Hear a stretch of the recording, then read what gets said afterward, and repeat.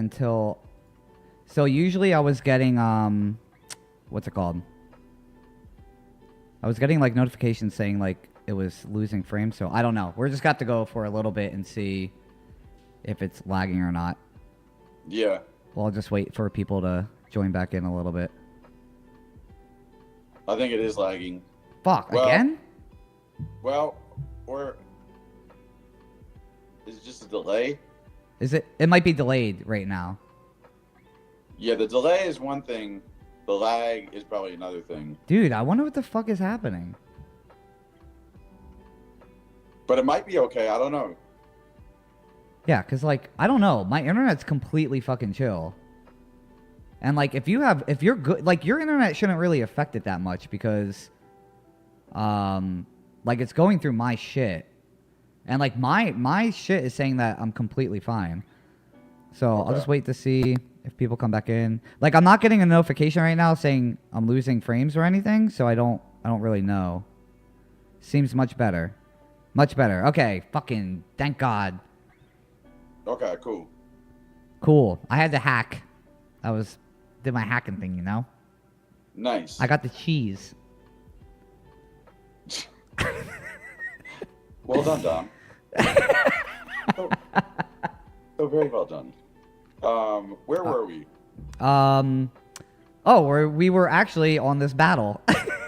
We were talking about this. Oh, this is the fleeing them battle.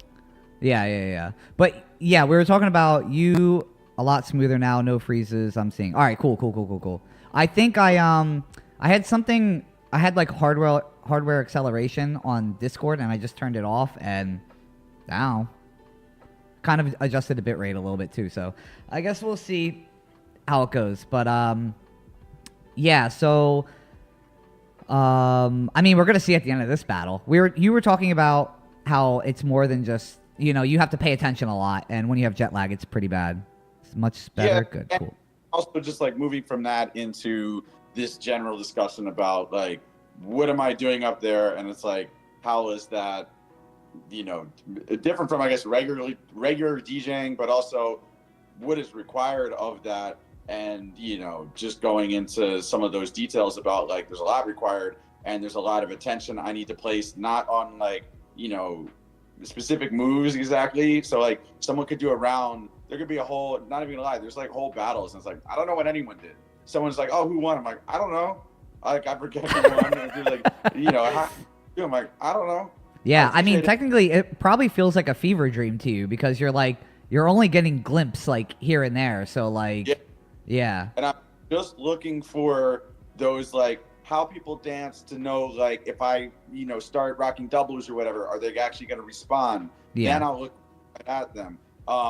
You know, an example of that too is when I'm doing like doubles and things like that. It's like, okay, so Kamel likes to dance to, he's one of the hardest dancers to play for, and that's, you can see that in other battles.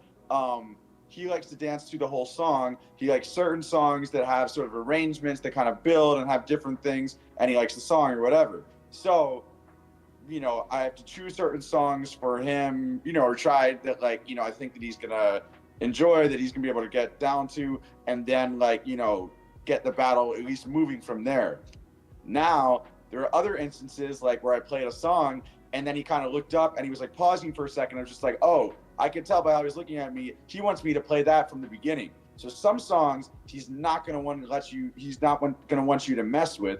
And other songs be like, yo, bring that back. And you have to know that by looking at the body language of a person to figure out what they're feeling or not. Yeah. Which is a skill as far as like you're reading people the same way a DJ reads the room, which is reading the mood of a party. You have to read the mood of a particular crew. You have to try your best to kind of like play something you think, you know, is gonna mesh with them.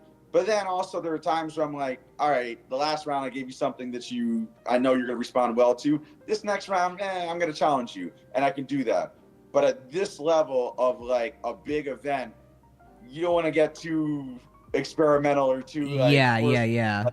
Now, Kamel, I want to see how you dance to this really new beat, bro. He's gonna look up and be like, you know, and then like I'm the idiot. You know what I mean? Yeah. There's a a whole lot of thought and prep and being able to read these different dancers that goes into this, which really just comes to knowing the dancers and having put time in the game to really know, like how they're going to respond and what they're going to respond to. Like I said, in one case, you keep it playing. In another case, you bring it back. In another case, you go right to the break. Like when I played Yellow Sunshine, that's a rocking song, and they did the rocking thing. It's like, boom, they're getting hype. And I let it play, and I was just like, are they going to want to mess with, like, just dancing to the song, which of course you can do as well. But then there was a certain point where it's like, all right, let's get to the break, and then boom, go to and then I scratch in the break. But yeah, all that stuff is, things I'm having to read up there, in addition to reading, when crews are switching, so I know when to switch a song, so there's just different dynamics going on that make it really difficult for me to have any idea. Like, I'm looking at some of these moves on screen right now, and I'm like, oh, that's the first time I saw like what Luigi's round actually was. Like, I didn't even, Yeah, and I think like going back to like the Yellow Sunshine, right? Like right now, that's like the hot topic on the fucking internet, with like everybody talking about, like, I think what happened was like, there's people saying, oh, what is this like song? Like, what's this crap? Like, what's this crap DJ playing, right? Like, I think, obviously, I think this is from like the newer generation kids, right? That doesn't have an idea of like breaks, right? And I think like, we'll get into this a little bit more, but I know you and Lean did a lot of like a lot of stuff to get certain songs, like certain breaks, like into this event. And as the time goes on, like I usually give myself a couple days before I like fully judge an event and stuff. But I really think back to the event and thinking about like what you guys did by bringing like classic breaks into like a mainstream event like this. I think this was probably the best event you could have done this for, with people like K-Mel and like all the other OGs that are in this, like because like they connect with that music the most. And I think it's important for newer generation like dancers to realize that there is a connection with music. That's breaks have a connection with people, and it's not just some like breaking competition, super epic music, every time. Like, there is a connection with music and old breaks, and that's why they're played, and that's why they're like, highly looked at. They're not just like some crappy beat. It's like there's meaning behind like all of our classic breaks. It was just so wild to me. It's like kind of like, I feel like one of the things I think about is like, people when they have like a really unhealthy diet, and sometimes like people are used to really bad bacteria that would make any of us sick in their country, let's say. And then when they eat clean food or they eat healthy food, then they get sick off of it. You know what I mean? Yeah, exactly. Yeah. I feel like that's kind of what's happening here, where you're used to all these just like really like bland, meh, whatever beats. And then all of a sudden someone's playing a full song and there's arrangements or whatever. And you're like, yeah, dude. Yeah. It's like, it's crazy to see like people say like, oh, what is this song? Like, what's the DJ playing? And it's like, there's so much going on in that song compared to like, I know you produce beats and stuff, but going like one of the like a classic break like that, there's so much going on with like just the music. There's so many instruments happening. There's so much shit going on. There's lyrics to play with, like so much you can do with that versus like a competition song. You know what I mean? Like I don't know if kids, not kids, but just like newer generation guys, like I don't think they realize like, how much there is besides the normal, competition songs where it's just like an accent or something. Yeah. Like handstand. Yeah. There's so much to play with. And two things I was going to mention as far as that. Okay. Like a really simple breakdown of it is like, why did I play certain things?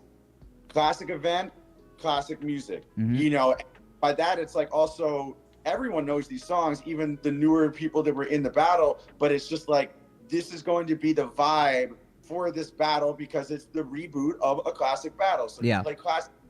The second thing is personally knowing those dancers, like all of them, like, I DJ all around the world. I do all these different events and I know what they're going to respond to. And they did. And they responded exactly how I thought, which is like, yo, this is dope. Like, and you ain't worth the shut your mouth, like that moment. Yeah, yeah, you yeah, know, yeah. That's called What About You in the World Today by Yep. the Co-Real Artist. And it's just like a lot of people, they have no idea what that song is. So like they weren't ready for that to be a moment, but we all know that song. Yeah. When I play it, it works. Just like when I play Yellow Sunshine, it works. So Mhm. it's just like, you know, it sort of reminds me of like, you know, I DJ clubs and that kind of stuff. When a girl comes up to me and is just like thinking she's gonna be kind of cute, but also like that she's gonna have sway over me to be able to get me to do what she wants, and she'll say something like, "Can you play something we can dance to?" And then I'm DJing and she says it, and then I'm like looking out and I just point. You know, if no one's dancing, fair enough, she has a point. Yeah, but yeah. I point to the whole crowd that's just, you know, vibing and dancing. Not even like a little, I mean like people going crazy, and they'll have the nerve to say something like, "Can you play something we can dance to?" And I'm like, what's wrong with what I have on now that obviously every single other person in this club right now seems to be dancing to and enjoying? You know what I mean? So it's that same kind of thing, like, oh, like what, you know, little internet comments like, "Why would you play Yellow Sunshine?" It's like, did you see what happened? Yeah, like exactly. And I don't think people understand that we're DJs, you know what I mean? Yeah, it's crazy. But like I think like and that's where I start to like think like you know, from time to time I start to think like if kids are responding that way to breaks, like I don't know if it's because they're being raised in a, you know, when you're a new, at this point, if you're a new like b-boy, b-girl, like usually you go to YouTube, you type in, you know, b-boy battle, blah, blah, blah. Red Bull and the big competitions are usually the first things that come up. And these big competitions usually have the music that they don't want to be like, you know, licensed or like copyrighted. So like, because they want to stream, right? They want to stream and not get hit with anything. So part of me thinks like, I understand why they're doing it, but at the same time, like, I don't know, do you think it's like hindering the new generation from getting involved with like the older breaks and like wanting to get more like knowledge of like, you know, that genre type of music or like go digging? Because I know like when I was a kid, if it wasn't for breaks, like, and like, you know, knowing that like songs were coming from like the 70s, like hearing the Mexican for the first time, I'm like, this is an old song, but this is like ridiculous. It made me go and like start digging for like funk songs. Like I grew up on funk. Like my dad listened to funk records all the time. So like it made me go dig into my dad's records, or like go when Napster first came out, start typing in like, you know, try to find songs from like the 70s and like yeah, I don't know if it's like if what's happening right now, because it's so easy to just watch the biggest events and like the new gen isn't really getting a feel of like the old classic breaks. Like, yeah, I don't know. Like, what do you think? Like, yeah, you know, there's definitely a lot of that going on, and I feel like especially with those people that made those kind of comments, that was probably where it was coming from, because they have no, you know, just exposure to it, or they have no idea the gravity of it. Like, bro, this is literally the foundation. You see foundation in, you know, the visual sense with breaking. When you see footwork, you know, you see, you know, 6-step, 3 steps, 2 steps, CCs, all these other things. I hear it, you know, and I think, you know, a difference, because a lot of people aren't, you know, steeped in the music, which is something they, you know, you should be if you're dancing to it. But I get it, it's not going to be to the same degree I am, but it's also, as you mentioned, maybe not to the same degree that previous generations were as well.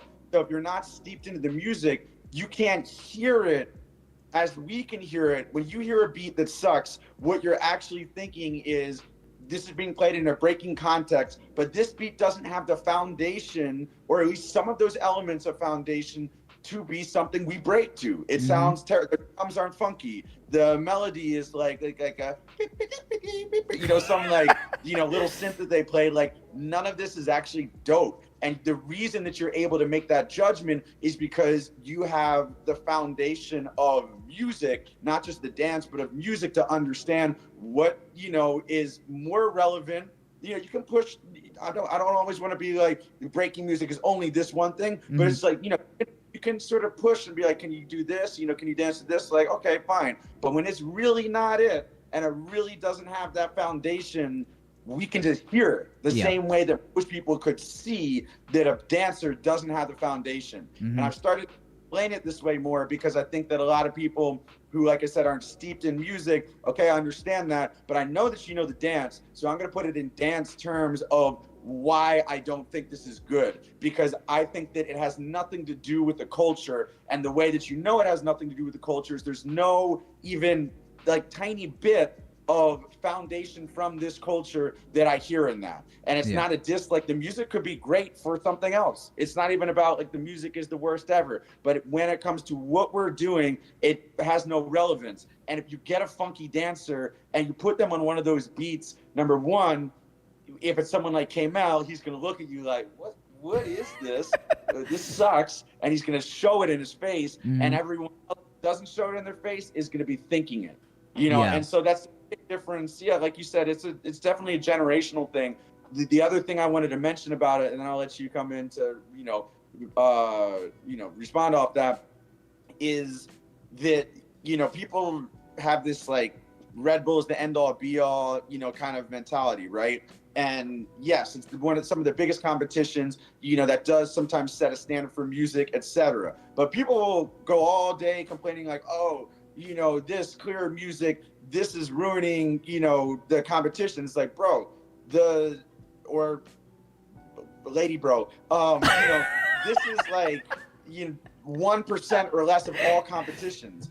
Where the knowledge and the education really happens about the music, or doesn't happen, is on the local level or big events that don't have any restrictions. So if someone's still playing BS beats that are kind of like, these cleared music, bland beats, not that interesting or whatever, at an event that has no restrictions, it's like, yo, what are you doing? And then that's an issue with the DJs and their background, foundation, education on the music, where they are not helping the rest of the generations because they're just playing into that. And then people will be like, why is all the music so bad? It's like, well, in this one case, it's forced. In all these rest of these cases, nothing is forced. They can play whatever they choose to play, something that is like, doesn't have soul, that isn't good. And that is an issue that we can fix, and I'd like to be proactive about things. Like, you can get better at that by just starting to dig, maybe have taste as a DJ,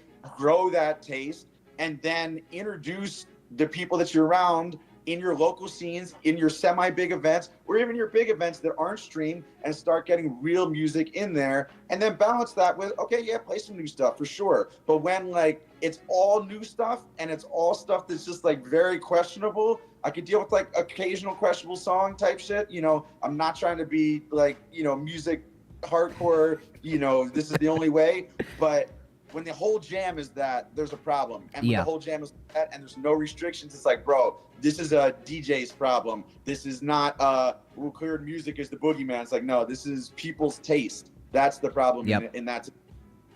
Yeah, no. I agree. And that's why I'm saying, like, because it is kind of like that, where like, I mean, there is, it's like split right now, where like a song is on and people are like, oh shit, he's playing blah, blah, blah. But then there's the other side of the generation that's like, what is this? And the other thing that's like annoying is when like you see the people in the comments and they're like, oh, this DJ sucks, man, based off of like just one song that you're playing or something. But then like, we were talking about, and then like the next day they're like at practice and they're like, this is my favorite mixtape ever. And it's like, it's you. I'm trying not to take it too personally, because I feel like, they have like the memory of a fly, so like, it's okay. Like they're like, I don't like that, and then the next day it's just like wiped clean. It's a 51st date situation. Yeah.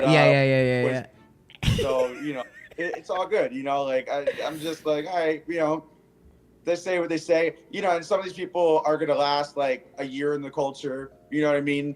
I'm 25 years in, so it's like, you're gonna have that, and it's all good.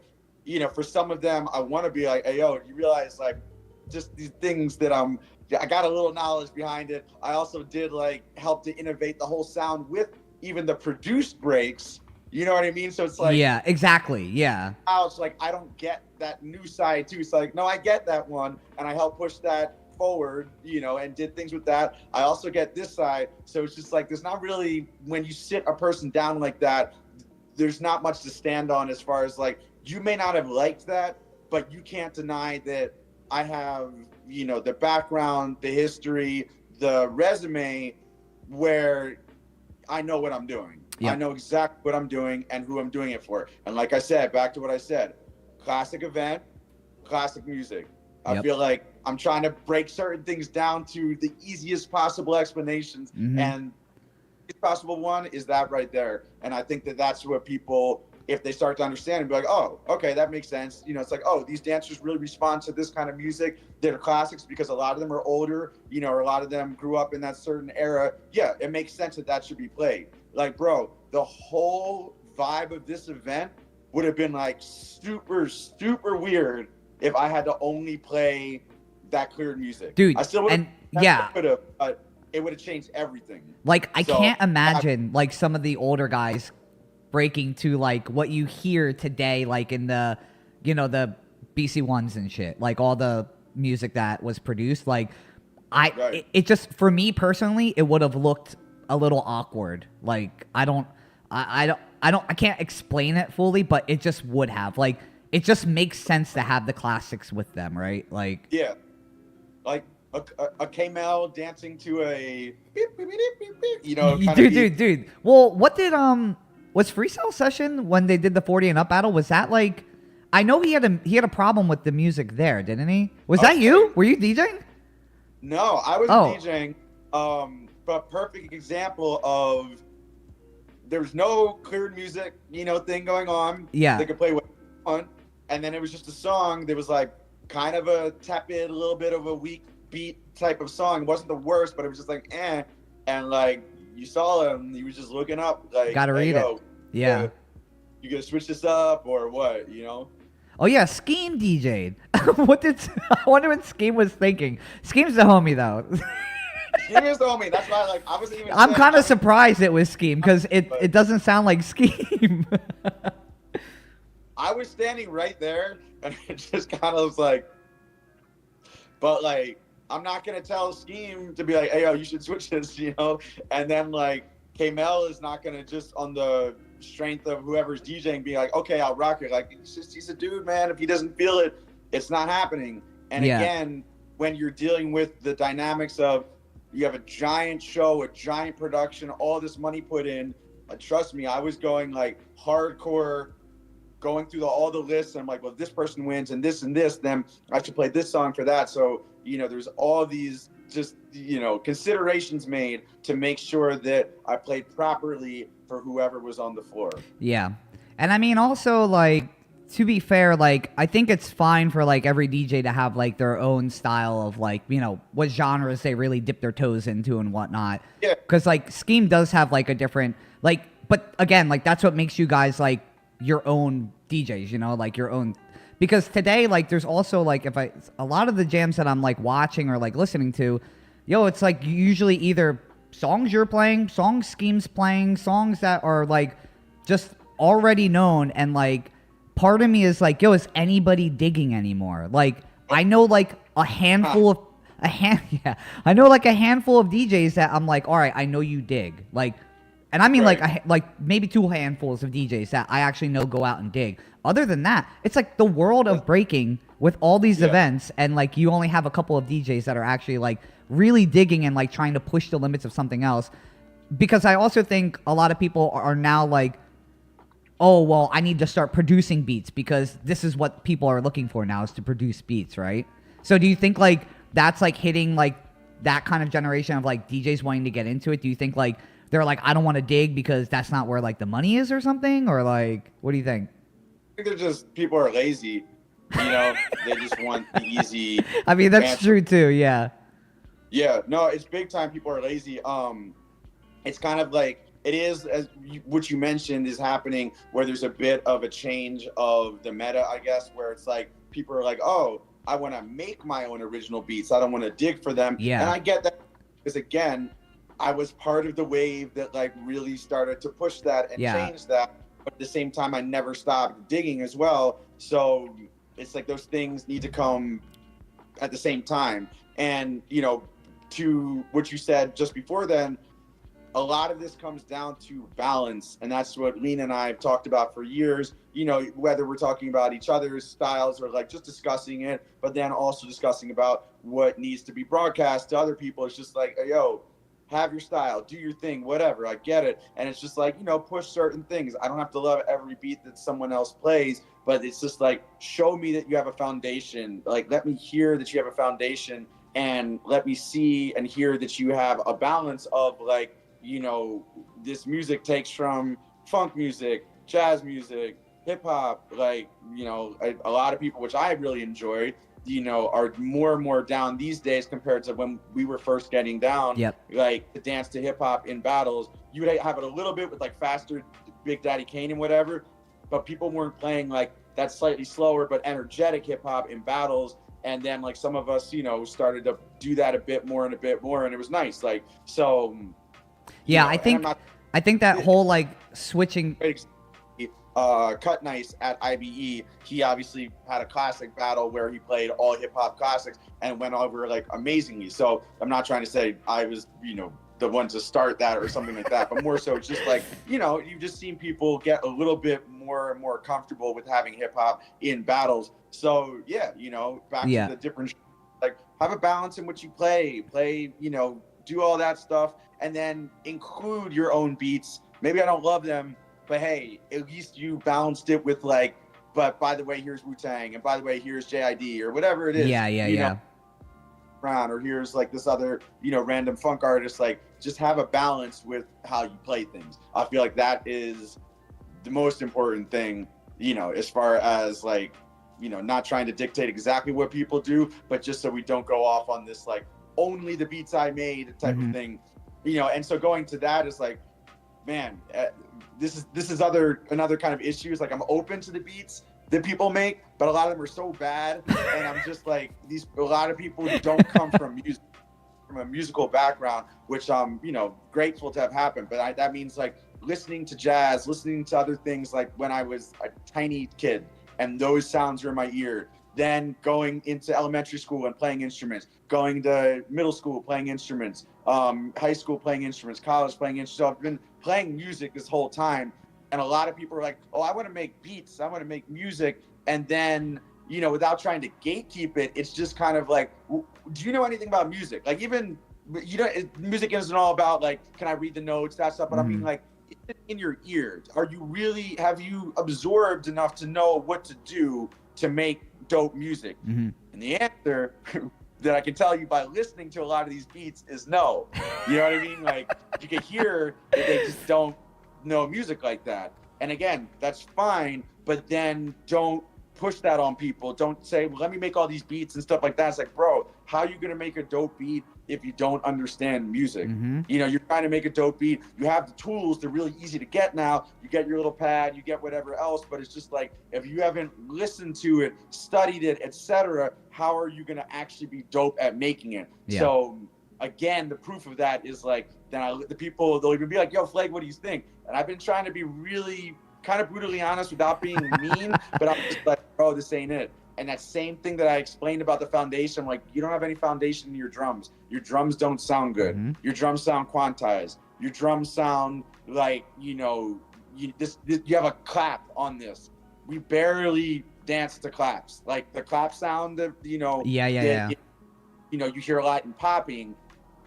There are exceptions, but most of our breaks don't have a clap in it. So immediately, if you have that, chances are that it's not going to be good. You know what I mean? It's not going to be good it could be good for something else, but not good for breaking. So there's just like so many different things that you learn along the way from studying the music that if you haven't, then your beats are not going to be very good. And we're trying to go the road of like, okay, I'm not going to dig as much. I'll make all my own beats, but then all their beats sound not good. So then you're left with like, damn, do I really got to go through this whole jam of this dude's beats or what he thinks is dope when he doesn't actually know about music? Like, that's kind of crazy, dog. No, it's weird. It's like similar to like breaking though. Like, you know, it's like you don't have your foundation down. Like, you don't really understand breaking. You're just doing moves to do moves.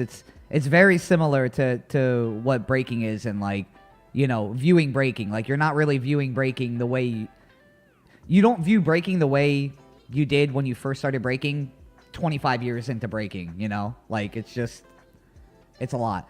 We can also get into some questions. Sorry, guys. We were like deep in the discussion. Yeah, let me see. But this was good. I feel like also for hopefully the ability to chop a few things up in little sound bites. There's a lot of good stuff in there, you know, that just gets to the core of the point of like what it is that this whole thing is all about, like what DJing for breakers is all about, and you know the balance therein and all of that. And then obviously some of the questions are like super, you know, like specific about these things, but those general ideas are very, very important. You know, and so going back real quick, just someone had Air Flares DDS had the question. He was playing Soul Drums by Bernard Pretty Purdy, and one of the breakers got mad at him for not giving him the break when I was looping the horns. Okay, so this is a lesson. This is like a very specific lesson. And it comes from me messing things up for people. I'll give another example, and then I'll go to Bernard Purdy. I played Apache Incredible Bongo Band. So like most, you know, known break ever, but when you play it in a New York setting, that's a rocking song. And I wanted to do a kind of like quicker mix out of it, like quick mixing some classics, like just letting things go to like one thing or the other. And there's a lot of examples of what I'm about to say, but this is just the one I'm using. So bum bum bum bum bum bum bum. So it goes through that whole thing. Then when the big phrase ends, it goes bum bum bum boom, guys. 1, 2, 3, 4. Boom, boom, guys. Doom, doom, doom, guys. So I thought it was a good idea because I was like, all right, yeah, we heard the big like jump on it, jump on. We heard that, you know, sample or whatever, and that's the part of the song that people want to beat kill or they want to do whatever. This was in a cipher or something like that. Then after that, I was just like bum bum bum bum bum doom. 1, 2, 3, and then I mixed in another song. But if you know that song, when those bongos come in like super hard and it's just the drums, that's when all the rockers want to start jerking. They want to do their jerk. And so that's like a crazy tease for me to do that to them. Now I realize that to mix in a song right there, because all the rockers are ready to go off right there. And I mixed in another song. So then sure enough, like I got some looks and I understand why now. And it's just, there's certain songs, we always want to get busy in a certain way as DJs, but there's certain songs where it's just like, bro, there's a lot of people in this room with more history than you. If you know the history of this song, let it play. Yeah. You know, if the energy really gets, you know, dead and people aren't doing things, they're not, let's say it's a rocking song, they're not rocking anymore, they're not whatever. Okay, cool. Switch it up. But if people are engaged and they're into it, you got to let that song play. Yep. And, you know, it's just an example of knowing your songs and then knowing what the history or how to play that within the community. And again, this is a cultural thing. This is what you learn from being in cultural places where that is part of the culture, like in a New York area, or a lot of times more generally in the US. But you have to know how to play that. And if you don't, someone's going to give you a look. Okay, so going to Bernard Pretty Purdy, I personally wouldn't loop those horns because that's my least favorite part of the track. But that's my own personal, you know, just opinion on the song. Song is cool. The highlight of that song, and again, you have to know what the highlight of the song is for the dancers, because then that's the thing that you know that you want to focus on, and that you know also that the reason that song is famous is not because of the horns. It's because of the break. Because Bernard Purdy was hitting the shit out of those drums. He fucking went in. You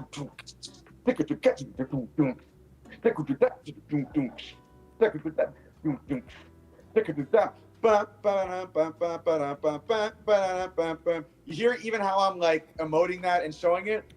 Yeah, because you can like, you feel it. Like, Me, I don't even I need. like the I don't need to song. hear the The horns song, is but I can like fucking feel it.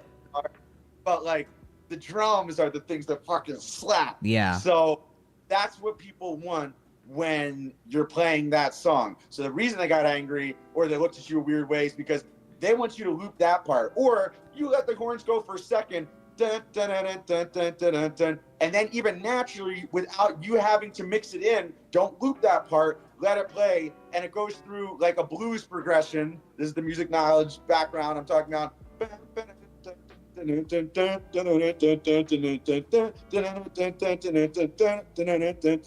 I'm pretty purdy. Then he goes back into that break again. So people that know the song are expecting like, oh, you're playing the horns. Well, you're gonna let the blues progression 1, 4, 5 play out, and then when he says whatever he says, I think he says I'm pretty purdy. He says something like the music cuts and he says his name and it goes back into that another crazy Bernard Purdy slam session on the drums, and it's like breakers want to hit that, and so it's just like, don't mess with it. Do not mess with it. Yeah. There are songs that are the unfuckwittables. Do not mess with them. Let them play out. So that's why, to answer your question, they gave you that look, because that's not on that song. That's not the part to loop. Now, did you say you liked the horns or you didn't like the horns? I don't really like the horns. It's okay. I don't like the horns either. It makes me feel like I'm like in a cartoon or something when I. Yeah. Is it's kind of it's a little cheesy. Yeah. It's too happy for me. Like, but yeah, skip the horns and like that fucking dude. That breakdown is fucking. I feel it, man. I encourage if anyone in chat. See, I'm gonna talk like everyone. Ooh, yeah.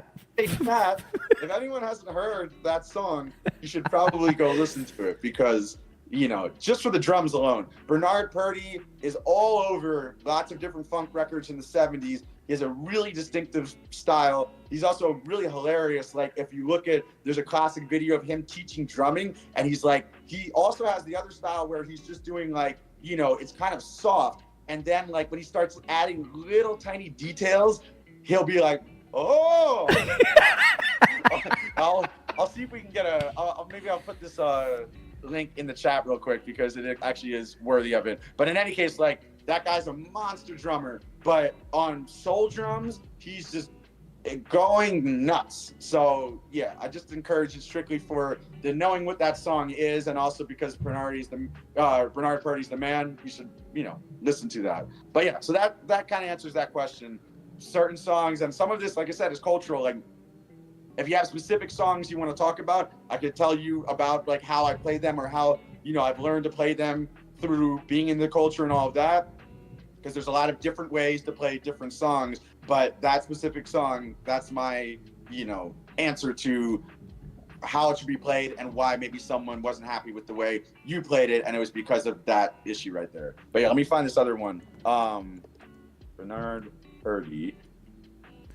John asked, do you have a favorite beat kill moment when someone killed your track at a live jam?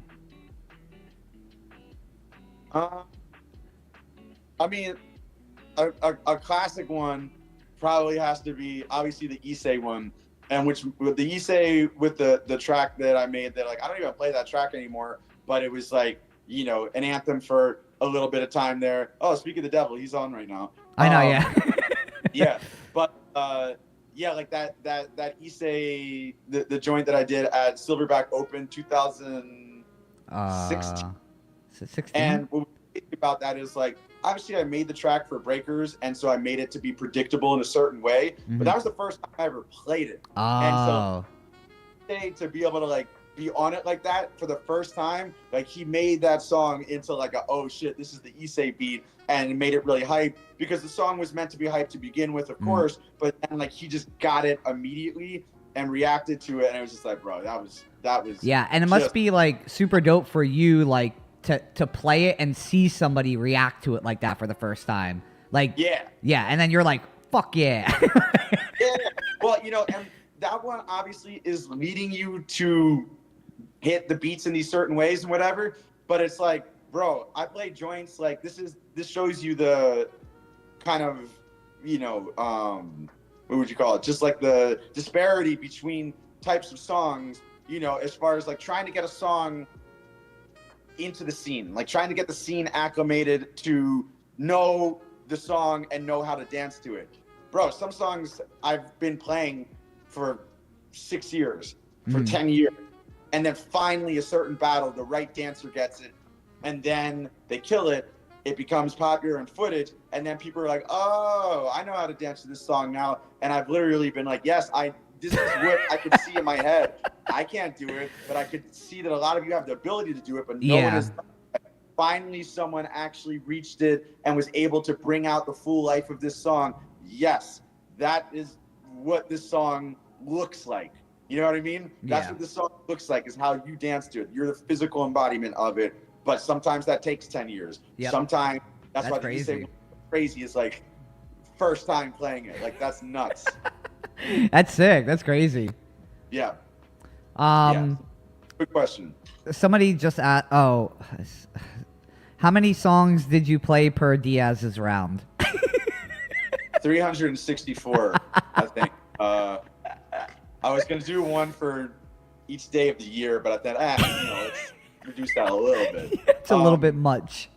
Yeah. You know, honestly, again, going back to the songs that were chosen, is like a lot of the songs that were chosen, these classics, and even the ones that, like, there's a bunch of songs in there which, like, I'll mention this quickly, that, like, I produced a bunch of songs in there that were done by a full band. So it's not like I produced like, it's like, no, I wrote the horn parts, I wrote the lyrics, I wrote absolutely everything in the song, and then I had it a lot of times performed.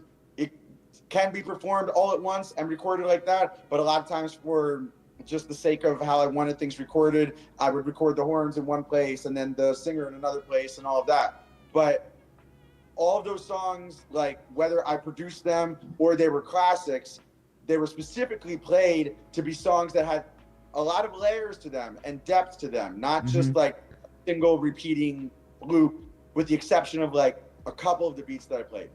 But most of it, when you listen to most of the competition, were those kind of songs that had layers to it, so that then, obviously, for these dancers that are doing, you know, that are classic dancers that want to dance the full song like KML, you're prepared for it.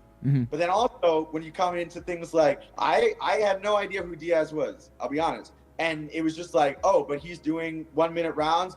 Guess what? I'm prepared for that, because I actually prepared music that had these layers to it. So I don't have to feel like, damn, this loop has been going on for 1 minute, and people must be getting sick of it. Like, notice in this rounds, like, what's being played. And again, my songs, and mostly not my songs, mostly, you know, other classics or songs being played. And it's just like, hey, it didn't feel like, it felt awkward. If it felt awkward, it's because his rounds were going long or whatever. But it didn't feel like, yo, this music is just completely dragging because you're playing the same loop. Like, and that was, again, preparation for that specific battle, which, you know, that specific jam that worked well. But this also happened with me. And again, this is me, like, thinking very clearly about certain things with Uzi Rock. That's his name, right? Uzi Rock? Yeah, Uzi Rock. He battled in BC1 2018. Once again, I had a couple of songs that were clear, that were full songs. So I think I played Hippie Skippy Moon Strut by Dave Cortez and the Moon People for him for one of his rounds. And it was just like, I knew that I had already seen him dance in, you know, Outbreak earlier that year. I knew his rounds would be super long, and it was just like, I need to make sure I play something that has like a full arrangement to it, because otherwise this is going to feel mad awkward if I'm playing a single loop over and over and over for this type of dancer. So sometimes in the case of Diaz, it was like, okay, I just was prepared in general for everyone. But in that previous case, knowing Uzi Rock, it was like, no, I was prepared specifically for that type of dancer that's going to have super long rounds. Let me make sure I choose something that has layers to it, that doesn't, you know, get tiring to the ear. So yeah, that's like you have to prep. Like, I mean, it's crazy. Like, I don't think people really realize like what you go through, like DJing, and like what you need to do to prep before, like, and how much knowledge you need to know of all the dancers as well. That's probably the perfect example. It's like saying somebody like Uzi Rock or like Diaz, because everybody knows their rounds are really long, and they they will literally act the entire song out, you know? So like, yeah, it's just, that shit's crazy. Yeah, no, it's like, yeah, it's fun. I'm glad that, you know, for the amount of people to see this type of thing, it's like, if you didn't know, like, that's, you know, the amount of work and detail that I'm looking at. I'm not just looking at one element or one dynamic. Maybe everyone sees a certain thing, but it's just like I'm looking at like 12, you know, at once. Mm-hmm. And so that's the job of, at a level of breaking DJing for breaking events, you have to be analyzing it on that scale. Mm-hmm. Crazy. Now, if you see somebody that like, I don't know, is like really like people. Okay, we'll say like, if you had like a battle that was two different styles that are like completely different. Like say it was like Issei versus Why Not, right? Like like two contrasts of styles, right? Like what would like what? Fuck, I think he's still in there. No. No, I think like what would you like, how would you go about something like that? Where like, you know, like Why not? I hope you have your power ready. I hope you're ready to get power. It's like the most epic fucking break ever. Yeah, just like the equivalent of like the Rocky song, but with a breakbeat. Side note, I have legit heard that or like that type of thing at Chinese jams, like at a jam in China. I heard the NFL theme song, da da da da da da da da da da. I heard a break made out of that, and I was just like, oh, dude, that's what I'm talking about. And it was like epic, right? It was like super epic, like fucking the normal drum like that you hear on every epic song, like in the background. Yeah. Crazy breaking drums put over the NFL theme song, and they were thinking exactly that. Like, this is gonna be an epic beat, and it's just like, bro, I would have been so mad. NFL theme song again. Going back to what we're talking about, cultural.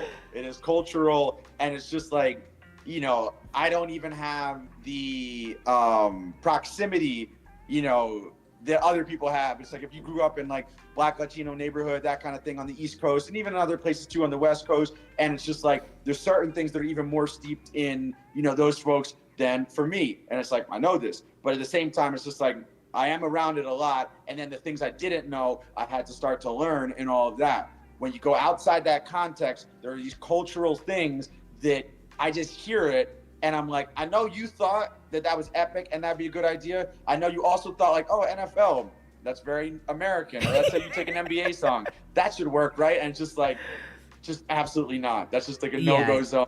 Yeah. It's something you don't know is not cool until, you know, you are taught about the cultural, you know, implications behind it of just like, yeah, that's, it's an Adidas pants with the Nike shoes thing. It's just like, look, once you see it as whack, you can't unsee it. Yep. And it's just, you could, you know, as you're just clothes, you could do that all day. Cultural. This is not from wherever the fuck you're from, you know. It's not even exactly from where I'm from in the US. You know what I mean? Yeah. It's just like there are things in this that you have to just be like, you know, oh, I have to learn about this, not force what I think is right onto this. Learn the culture. That side of it is big. But anyway, back to Why Not and Issei. Okay, so like, you know, it just depends. Like, depends if one of them pissed me off. No, it depends like what I'm feeling. Like, I'd probably give them something funky. Like Issei's style has changed. You could see it now. Yeah.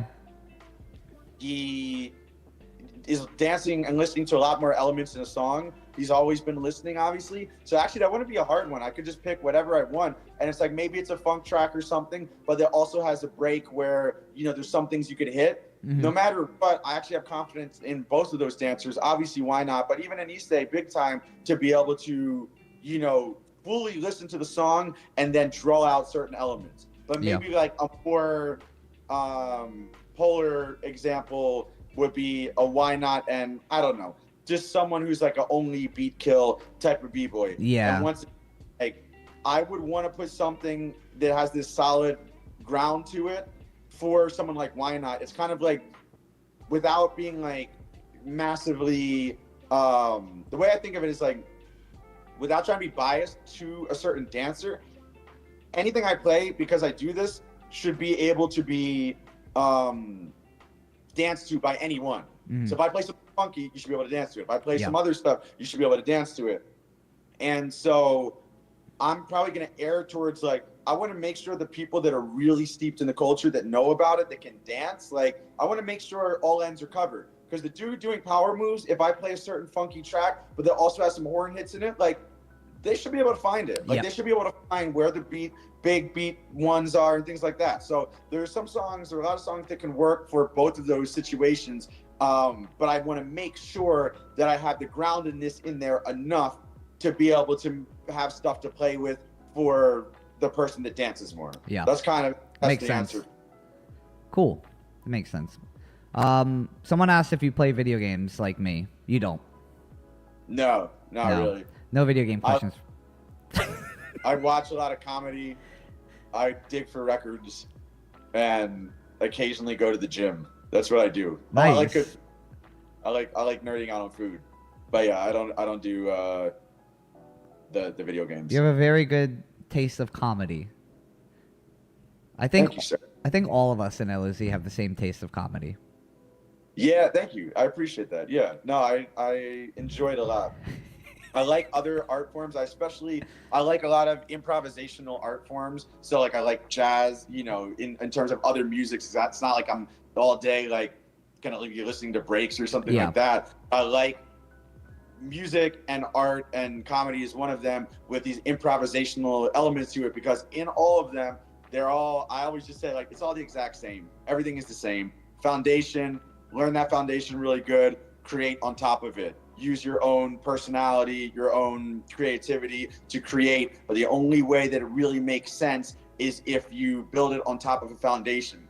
And I'll hear comedy guys talking about it. Okay, so this is something that's really cool. And I thought about it. This is what like really made me have like a aha moment, like a oh wow moment, was when I was with a friend who was a comedian, you know, and he was doing a lot of comedy shows around New York. And I was visiting, and I was just like, yeah, I'll come out and I'll see you perform or whatever. So a lot of comedians, they're going like club to club, a bunch of different clubs in the same night, you know, doing a spot, which is like, you know, maybe 10 minutes or whatever at a club, and then going to the next one.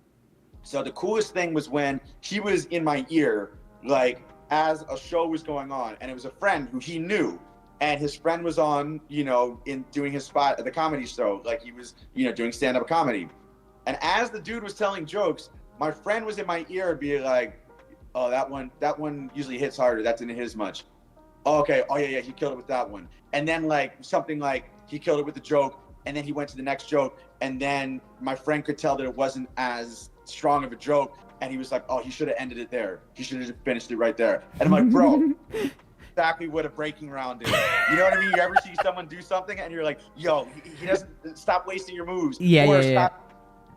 That you might crash by keep doing, like he should have just ended it there. This guy talking about comedy in front is like, oh, he should have just ended it there. It's like all these things are so similar, and I love it. I love that aspect of it when you start looking at it that way, and then you're watching comedy, you know, and especially it really helps to have a kind of commentator helping you out to understand what's going on a bit. But it's just like, oh, like, you know, this is just all the exact same. In jazz, you know, because I played jazz for a while, and you know, I still like it a whole lot, even though like I could play like, not so great. But you know, I know enough to know how it's played, you know, and when you're improvising on a song, the way that you learn how to improvise is you learn all of your scales. Scales are like the most boring, basic thing ever, but you drill the fuck out of your scales. You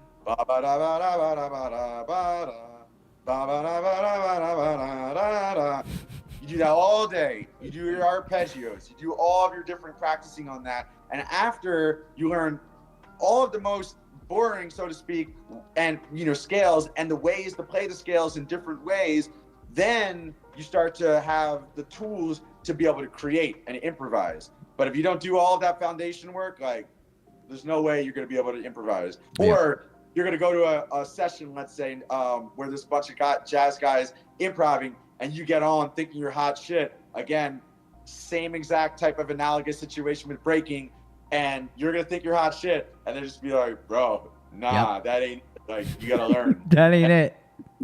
hot shit, goes in a circle, does whatever they do, and it's just like, yo, that ain't it. You have no foundation. Like, learn something and then come back to this. Shit. I like jazz. I mean, it's Yeah, like the it's only, cool. it's like one of the only other things I listen to outside of stuff for Yeah, like you like breaking and stuff. a lot of like the Japanese jazz stuff, which is super Yeah, fun. dude. I dig a lot for the Japanese, like. Kyoto Jazz, Massive, those guys. Yeah, dude. Yeah, super nasty. Yeah, Um, yeah, jazz is amazing, super sick, and there's a lot of different types of it. And yeah, I like, yeah, there's so much dope stuff out there. That's the dope thing about digging too, is like you end up coming across a lot of music that, you know, normally you wouldn't come across, and then you're just like, oh, now I like this style of music. Now I'm into yeah, this. dude. I go into rabbit holes. Like, I'll find something and I'll be like, I never really even realized this was like a genre of anything. And then I just go down the rabbit hole and I just will go dig for fucking hours online just to see like any new shit. Then again, it's dope, and that's unfortunately, you know, and I'm not just gonna say it's only this way. Like, hopefully, this could change, but that is an attribute of a certain generation. So, like, even before I was like thinking about DJing, I definitely wasn't thinking anything about DJing breaking events, but I was just like breaking. And I remember like looking for songs like Kazaa, and a lot of those other download services, SoulSeek, all of that, and just being like, you know, finding certain people's collections and trying to find maybe certain songs that we heard in videos, you know, and just like discover new stuff constantly. Yep. Just looking for music, you know, as a part of being a b-boy, not as a part of being a DJ. That's a big distinction. Yo, I almost said BJ there. I gotta watch it. You better watch that tone. You're gonna get me banned. I mean, I'm all right with it. You can. It's cool. I mean, we're all right with it. Yeah, but yeah, you know, but I think that's a really important thing, and I'll say it again in case you wanna cut this. You know, have the BJ part in there, but yeah, it's like we were all digging for music, and I was digging for music, but as b-boys, not as DJs. You know, wanted new music to dance to, or you would hear something and you didn't have a Shazam, you didn't have an easy way, you didn't have a comment section or whatever, and it's just like you heard something on a video and you're like, what is that song? Okay, I just got to start, like, what's the lyric in it? Okay, maybe type that in. At least the internet had some information. All right, what else do I know about it? Okay, that kind of sounds like this song, maybe it's by this artist, and you're just going through and trying to dig for new music as a b-boy. Again, not as anyone who's thinking about playing for DJ, you know, DJing for jam, anything like that. So that's a big difference though. But by what you just said, that's what made me mention it, is because you're like, oh yeah, I'll go into rabbit holes. I still dig for this. And I'm like, yeah, because you come from a certain era where that's just natural. Like, oh, I want to find new dope music, even as just being dancers. Yeah, I remember hearing the Mexican for the first time and being like, I mean, this was back in 99, 2000. And like, you didn't have like, you know, any searching shit for like music, and or there was something, I think I was on either SoulSeek or like Napster. I was on one of those, the first ones, and I just remember I couldn't find, like, I was like, I don't know what this song is, but it's amazing, and I had to like go back to the footage, listen to the lyrics, type in the lyrics in the search bar. I don't know if it was on Yahoo or something at that point, but I did it until I finally, I mean, yeah, of course all these songs are gonna come up. You just type in the songs, you test it out until you finally find that track, and you're like, oh shit, I found it. And there's something about that feeling of finally finding that track that you're like, this is dope. Like, I can't believe I found it. Because like hearing it in VHS quality versus like hearing the MP3 of it is like a night and day difference. It's like a total different feeling of hearing it. Like a high quality MP3, sometimes even WAV file, like that does make a big difference. You know, side note is like people that sample off YouTube, like, come on, man.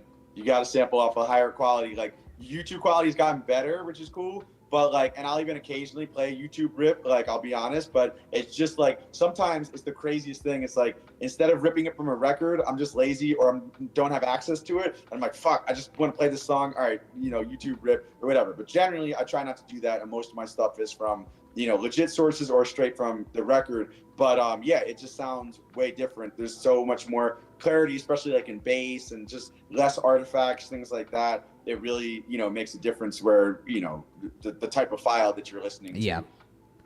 But something else you said, though, that's really, really, really, really, really important, and this goes for a lot of things, is how to look for things. And a lot of people, it's like, bro, you have the entire internet. You have so many resources at your disposal. Doesn't matter what the subject is, you know, and we all know this. It's just like, oh, I have a Kia Sportage and I need to know how to change the left rear axle, you know, whatever bolt.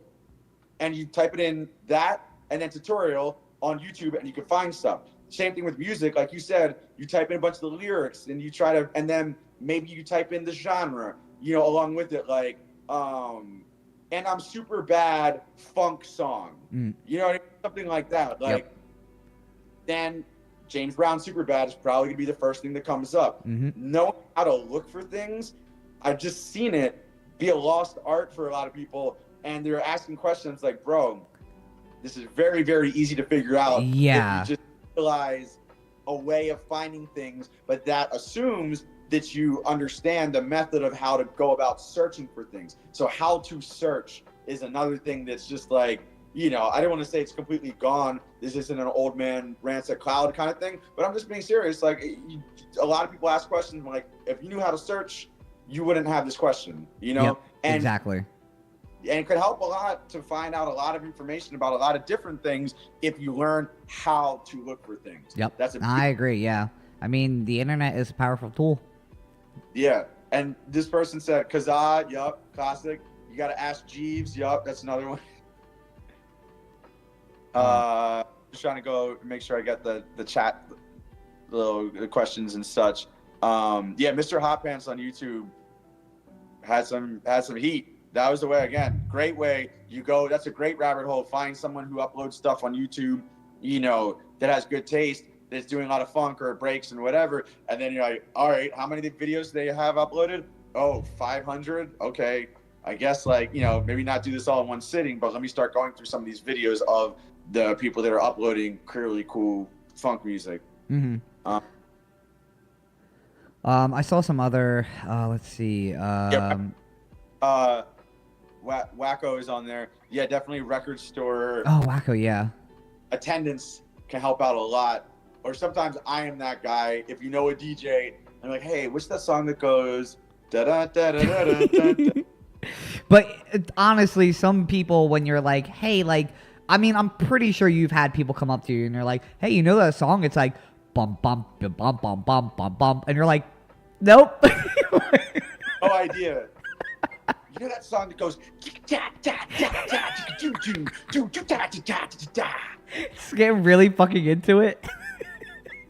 Yeah, and you're just like oh, it sounds familiar. I just don't. I can't get that rhythm, but I just can't quite put my finger on it.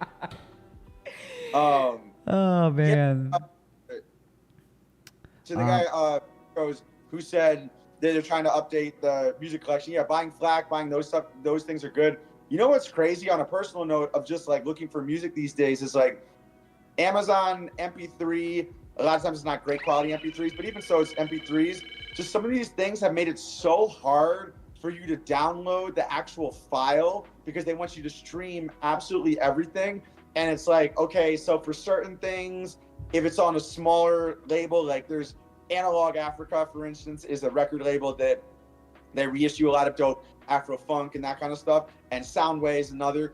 Those are not big record labels, and so they'll have a Bandcamp. So it's nice if I want a song of something that I like and they re-released it, like they reissued it, then I can go to their Bandcamp and download like, you know, a good WAV file of it, whatever. But when it comes to some more common songs, it's just been harder and harder to use services like Amazon or whoever else to download MP3s, to the point where like I'll buy certain like records, even if I know, you know, I can easily find the MP3 for cheaper. I'm just like, dude, I'm just gonna buy the record and then rip it so I have a much better quality version of it. Yeah. And just because I know that like maybe I'll even search it through at the record store, and I'm just like, maybe this isn't anywhere online, but also sometimes if it is, like it's on like one of these services that just makes it really weird and hard to actually download the full file. And so, yeah, I just ended up buying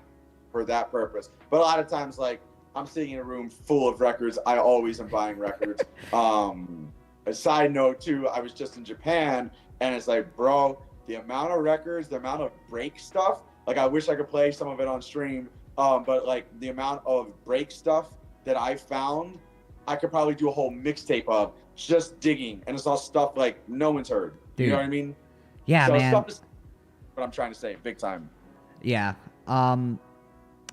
I know, like, the last time I was in Japan, one of my friends took me out to one of the record stores out there, and we were listening to stuff, and it's just, there's just shit out there that there's so much of it that you're kind of, like, amazed by. It's almost like a different world that you're like, whoa, like, how come I have never heard any of this shit? Like, there's some artists out there that I find one artist, I hear their song just by chance somewhere, I look up the artist, and they have, like, full albums that are just filled with just, like, ridiculous, just ridiculousness.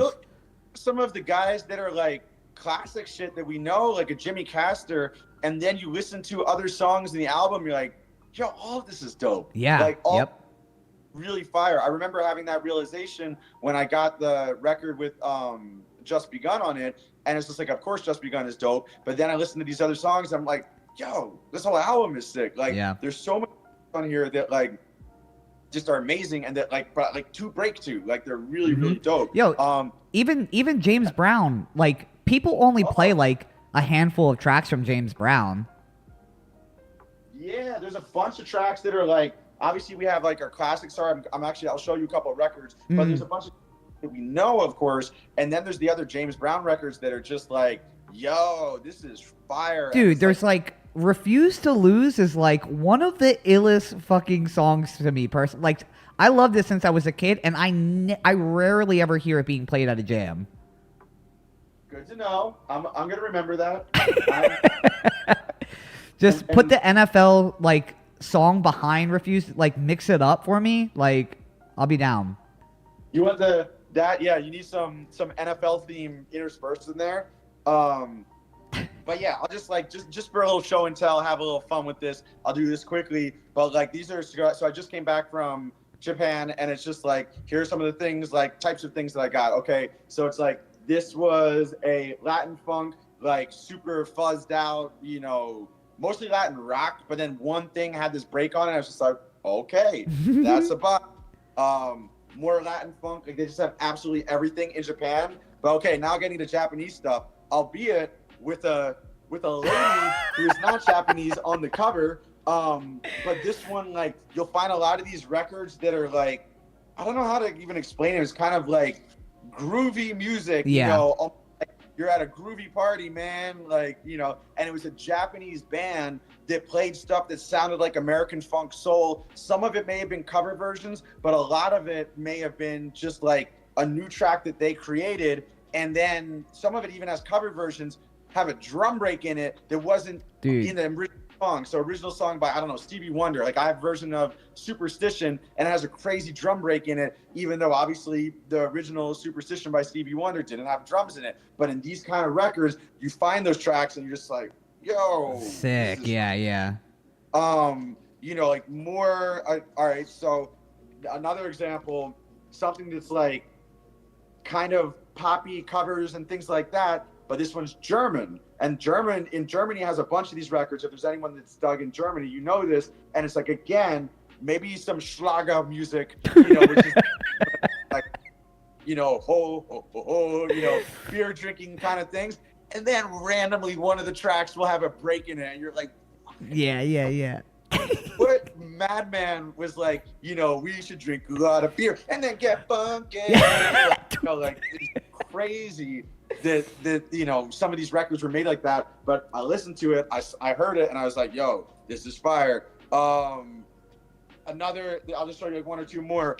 All right, these records are direct disc. Like, this is basically, for the most part, okay, it has music on it, but some of these were like tape or record manufacturers making records to show the quality of their music studios. So they're recorded impeccably, but basically it's like, I mean, look at it. It's not any artist or anything. It just has this, that's the brand that makes cassette tapes, and they made records too, and they literally made a whole record, or they utilized whatever, just to show you how good their recording equipment is. That's pretty much it. But then there would be randomly some things they just decided to record that were fire on there. That were like just complete dope, funk tracks. So yeah, just a few examples, but kind of fun ones of stuff that I dug for in Japan, and just like these little interesting ways that you find, drum breaks, things to break to on these records that you just never think, that's like, I'm not looking through the James Brown section. Yeah. It's like I'm looking at random other sections, and then just like doing, like, I'm at this point, most of my digging is discovery. Like I have a lot of the breaks, or like I have a lot of the records that I want to have, all the classic breaks. I have all of them. I have a lot of this stuff, and then so it's just about like, okay, what can I discover? And it's a beautiful thing when you go into a record store and you don't know what most of the records are, because I'm like a kid in a candy store that reminds me of how I felt when I was first digging for records. And I'm like, what's this record? Okay. What's this one? Okay. And just going through a literal stack of records to find something dope in there. Yeah. And I think like that also ties into like, I mean, even as like a b-boy, like the b-boys, like it's also like when you first hear that track, right? That joy that you feel when you hear that track, you're like, what is this fucking song? Like, I need this track. Like, what is it? Like, I gotta go like dig for it. That feeling you get from like hearing a song from the first time, whether it's at a jam or you're digging for hours and you hear something new for the first time, that also is like motivation. Like one thing I figured out, like within the past years is like, it is like me kind of like simmering down from competition. I'm like, I need like motivation. Like I need more motivation. Digging again and finding new music boosted that motivation up like fucking 100 folds. That's cool. Yeah, it's crazy. It's crazy what music will do for your motivation. Yeah. Like, and it's like you'll move differently or whatever. Like one of my favorites as far as like, I always thought, like, I was like, man, I want to do my own version of awards surrounding just music stuff. Like at the end of the year when like Break Free does their awards, and I'm like, best music in practice footage, Palmer from Happy Coral.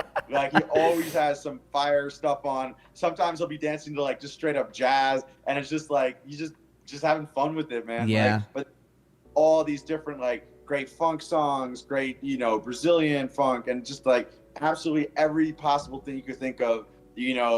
Listen to what Palmer dances to. You know what I mean? If you want to, or for anyone out there, if you just want to just hear someone with a really good eclectic taste. I hope Palmer doesn't see this. I don't like complimenting anyone. So no. That's the homie. And we just connect a whole lot because we're both so much into music. The same way a lot of us do. But it's like, bro, listen to it. This is practice footage, and you get an insight into like this is his breadth of musical understanding. And things so fun. That's how someone like he's around like our age, maybe a little bit older, but it's just like this is how you stay motivated in this dance, is by always having different cool music that you are being exposed to. If you're running the same stuff, like first you're gonna get bored, but that also means if you limit your taste, if you don't grow your taste as well, you're going to get bored with it. Exactly. Yeah. And I think that's another thing that like breaking like really did for me was like,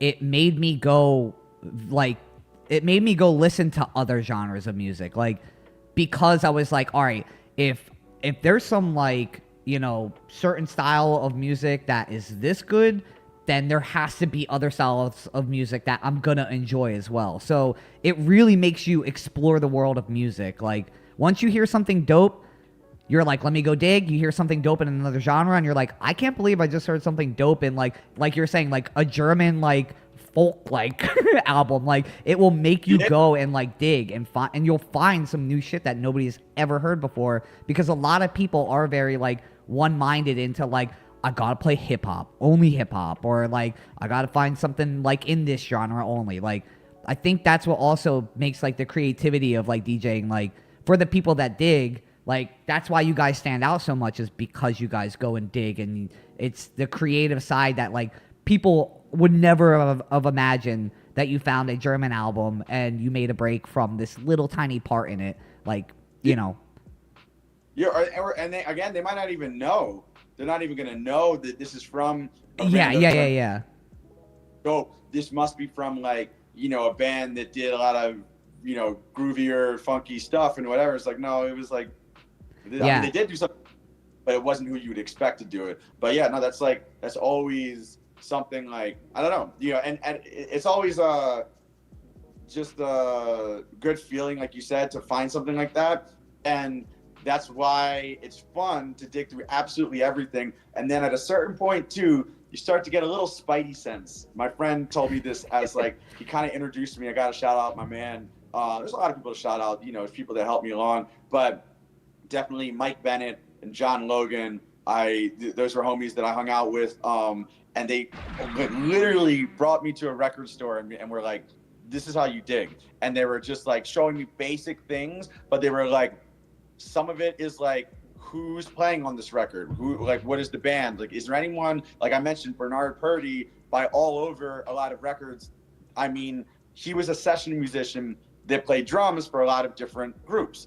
And there are other guys like Aerto, a Brazilian percussion player. He played on a lot of different groups. You know, a lot of bassists, guitarists, drummers that were funky played in a lot of different groups if they were kind of having that role as a session player. Like, they were just in the studio, a band would show up and they'd be like, you're really good at your instrument, okay, play along with this band. So looking for names like that, looking at years, like probably most of the stuff that we like is between about 67 and it could be even up into the 80s. I pushed it to the 80s, but a big majority of like classics anyway is like 67 to maybe like 78, something like that. And maybe even say maybe like 75 or 6. But so time periods. Also looking at labels, you're like, oh, Polydor was doing a lot of like, they signed like Roy Ayers and they signed, you know, this person and that person. Like certain things will be like, okay, that may be, you know, they might have something that's more popular sort of, but there's also maybe a lot of stuff that's just like jazzier, underground, cool. It's on that label. It has this person playing. I don't know the record, but especially like I said about listening, if you can have the chance to listen in the record store, that's crucial, because then you'd be like, I think this might be dope. Let me go test it out and see what we're dealing with. And you go through the record, be like, you know, play this track. Oh, that's not it. Oh, this seems kind of funky. Play it from the beginning. Is there a break at the beginning of the song? Oh, no. Well, let me go through the track. Oh, there's actually a break in the middle of the song. This is cool. Or even just like, there's no break in it, but I really like the groove of it. This is a dope song. The drums are pretty powerful, etc. But like, those guys helped me go through that and, you know, straight up give me the kind of, you know, rundown of this is how you dig for records. But then the last thing they said was like spidey sense. And it's like, after a little bit of time and being around it, you could always be wrong, but it's just like, you do develop a sense like, this seems kind of off the beaten track, kind of weird. Yeah. I like that there's a, you know, it's an all white group, but then there's a Latino guy on the percussion. You know, and that's serious. Like, it's just like, oh, there's a black guy on bass, but it's like, this might be very dope. Or it's like, it's an all black group and they all kind of got froze and they're dressed like funky. This could be dope. You know what I mean? There's a lot of things that like give you that spidey sense, like, yeah, this might be super dope.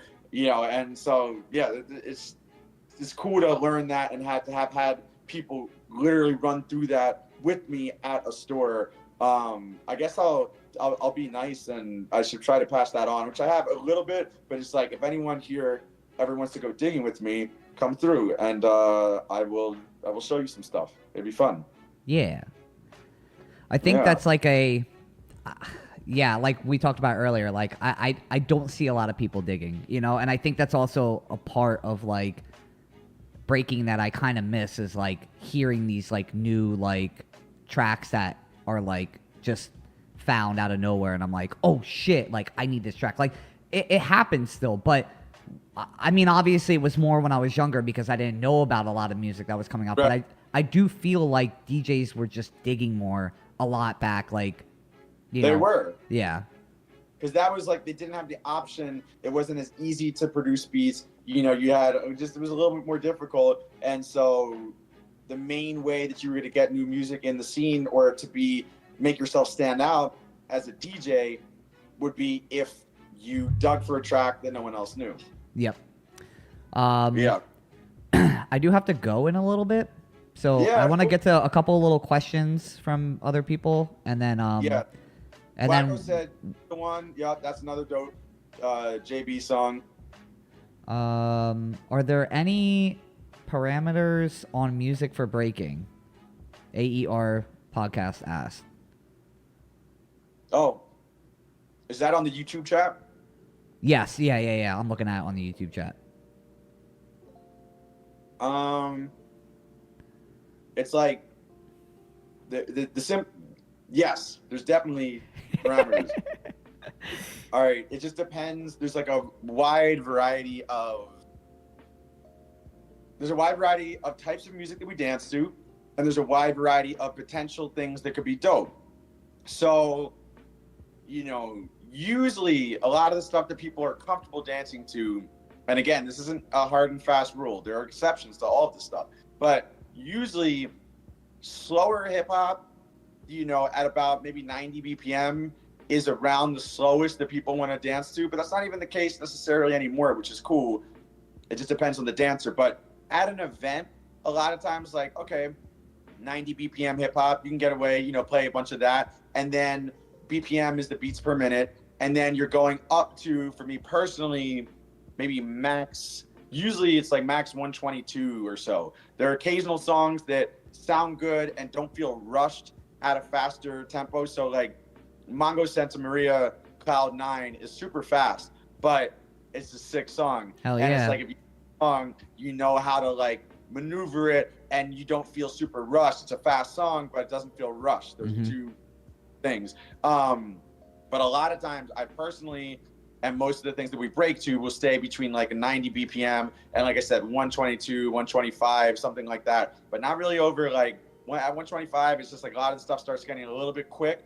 There's some stuff that still exists there that's fine, but definitely at 130, like too fast for maybe all but, again, a slight couple of exceptions, like Let the Sunshine In, the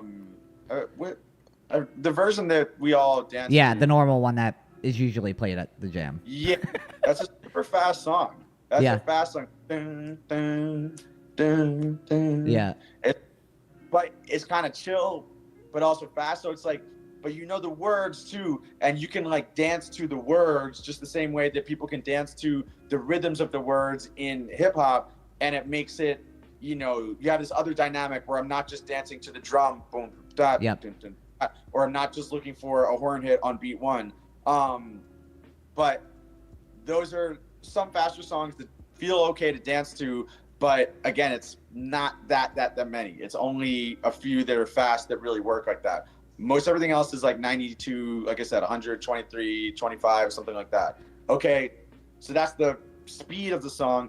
Now, as far as feel, there's a lot of stuff in all of those BPMs that will feel awful that definitely wouldn't work. So it's like there's definitely parameters on what we dance to. We want, again, that's that foundation I was talking about, when that could exist on the slow end or the fast end, but the foundation is the drums. It's always the drums, right? And so it's just like, whether we can break to it depends on like what the drums sound like. Is there a funk to them? It's just like, it's almost inevitably, the drums have got to have some kind of funk to them. Hip hop drums, even in a sampler, can still have a funk to them. Like Jay Dilla is the prime example of how you make a drum machine really humanize and have a swing to it and really feel good. But like so many other people did that as well already, because it was just in their ears. So it's just like, whether it's a hip hop beat or then moving up to like a live drummer playing, and a lot of times the hip hop beats are based off of a sample of a live drummer playing, but then like all of those original songs, the drums, there's like a funkiness in them. And so it's like, some of it is, you can only know it by feeling it type of thing. Another thing is like, look, if you want to do an experiment on it, go through a bunch of classic hip hop songs, like, Scenario, everything, Wu-Tang, all that stuff. Go through a bunch of funk songs. Listen to how the drums sound, how they hit you, and, I don't know, like contrast it with like a Billie Eilish song, and it's like, this isn't shitting on Billie Eilish, and it's just like, sure, she's got cool music, and it works in a setting. Like, you want to cry a lot. It works really well for that. No, but it's like, you have settings where this music works, and that's fine. But if you're talking about parameters for breaking, it's going to be in the drums. So that music is not going to work. It has to have some funkiness in the drums, and the only way to explain that is, one, feel it. You know, like I said, you go to enough events, you start to understand it. And two, it's like, if you want to do a research project, just go through a bunch of those classics within breaking and listen to what the drums sound like. That is the core of it. That's what we're dancing to at its core, and then everything else is built on top of that. But that core needs to be there, that foundation needs to be there, and that's, for me, what the parameters for breaking music would be. It has to have that foundation to it. Again, I can hear it, or the lack of it, the same way all the breakers can definitely see it, or the lack of it, in the movements. So like in someone's movement, in their footwork and their power, if they're lacking a foundational power move, but they're still trying to throw, you know, an air flare or a flare, it's just like, bro, I could tell there's no way you're going to do it, and it looks bad because you don't have that in it. So you're not going to be able to get the move, or it's not going to look good. The same way you see that, I can hear it, and a lot of you can hear it too. It's just a matter of like thinking about it in that new way, and then, you know, you start to understand, okay, now maybe even without having this full explanation, you just start to understand, this is stuff I would want to break to, this is not, you know? Yep. For sure. There you go. Yeah. There's your explanation. Your very detailed, long explanation. Yeah, hey, man. Hey, that's it. It's how you got to do it. It's actually, people are probably learning from it, so. It's not one-word answers, because it's like, what do you break to? Like, listen, I'd rather you explain in detail than just say, oh, you know, you feel it. You feel the break dance in your bones. Yeah, the break dancing, it starts to shake all here a lot. Here or here. Sometimes I feel it in my throat. I feel it in my throat right now because I've had to explain this so long. Okay. Wrapping up. Josh, first of all, Josh, thank you for the follow. Sorry, I'm like skipping all this. Or I didn't want to cut Fleg off. He was talking. Alan, thank you for subscribing again. Josh, thank you for the follow. Josh also said, can't wait for King of what? So we're going to get into that real quick before we go off. Zenny, Fleg is LOZ. Fleg's been LOZ for, when did you get in? What year were you in? 11. Oh. Whoa, that was a little bit, that was way after me. I thought you were like closer to me. But yeah, I was always like fam because I was in Toys' other crew, which was AWR. Yeah. Touch for a while, since I guess maybe like 2008 or something like that. But yeah, then LOZ since 2011. Yeah.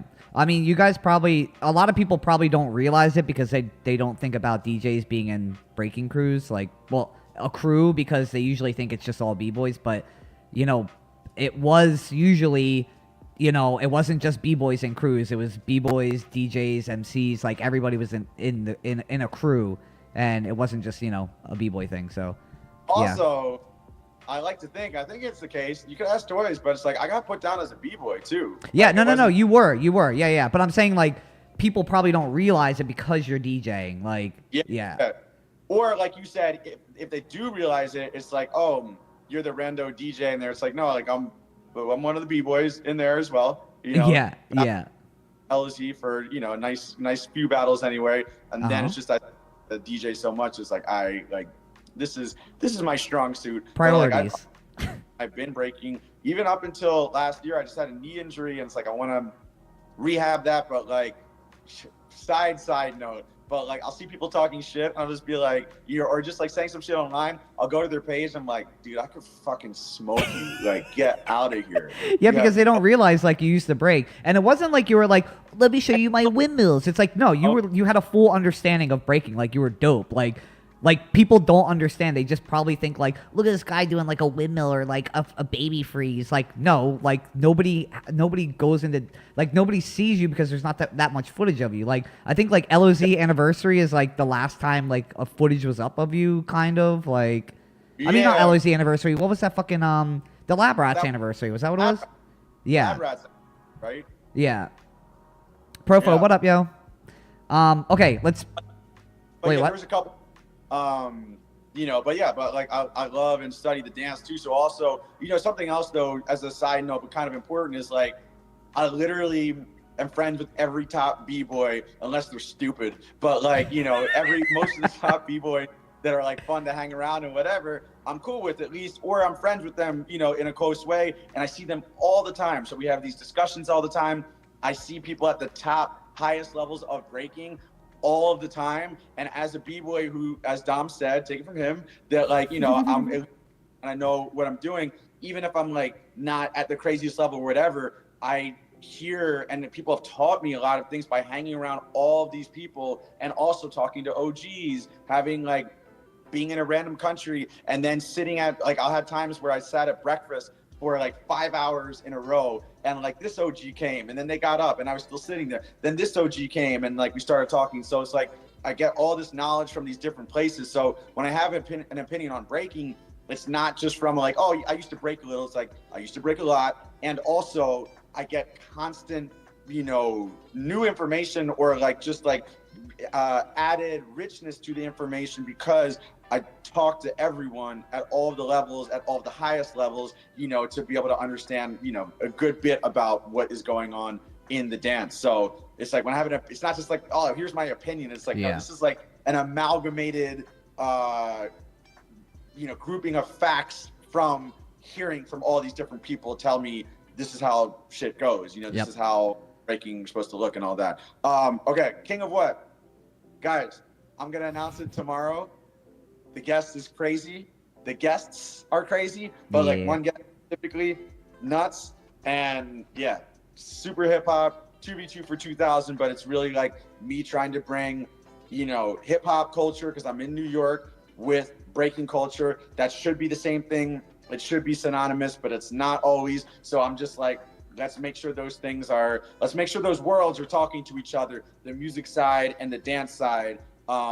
Super excited about that. So if you're excited about it, I'm excited that you're excited about it. And tomorrow, yay, I finally get to put out the fire. And then I'll probably do a promo for it as well. So if you guys don't hear it from FLEG, which if you guys aren't following FLEG, go to his Instagram, his stuff to follow him. FLEG, if you want to, you can type in the chat, like you can give your handle or anything for Instagram and stuff. But yeah, if you guys aren't following FLEG, follow FLEG. Just stay tuned for, I'm telling you right now as well, I know what's going on with King of What, and it's going to be fucking nasty. It's going to be ridiculous. People are going to be hyped. It's pretty damn big. So again, stay tuned. I'll do a video recapping it as much, well, not recapping it, but plugging it as well. But just stay tuned. Yeah, it's going to be very crazy. Yeah, but, I appreciate it. All right, FLEG. And it's also going to be like 2 days, but not like a boring 2 days. The second day is just it's actually only a B-girl cypher queen. So no B-boy thing. And it's just going to be like all vinyl DJs just playing vinyl. And it's going to kind of be like, the second day is going to, the first day, because of who the guest is, it's like a little more expensive. The second day is like, no, like prelims this day and this day. It's like, no, a full battle on Saturday. And then Sunday is that cypher queen. And then just dudes playing vinyl, having some beers and, you know, just chilling out. So it's going to be good. Cool. Yeah, well, I'm going to have FLEG back on at some point because it's getting late over here. Gotta go. I gotta cut it off. Oh, yeah. Past my bedtime. I'm on that jet lag. I go to sleep at like 8. Yeah, you need to get sleep. I need to go do some stuff. FLEG. Oh, shit. My camera went off. Oh, well, I guess it's time to go. I guess my camera told me to go. Either way. All right, guys. I'll see you the end of this week. I'll be on this weekend. FLEG. Wait, what'd you say? Perfect timing. Yeah, perfect timing, yeah. Either way, thank you guys for coming. Thanks everybody for following and subscribing. I'll talk to you guys later. FLEG, say goodbye. Bye, guys. Dope. Thanks for the good questions. I saw some very good, friendly people in here that I know. And yeah, I hope to see those who can come at King of What. And if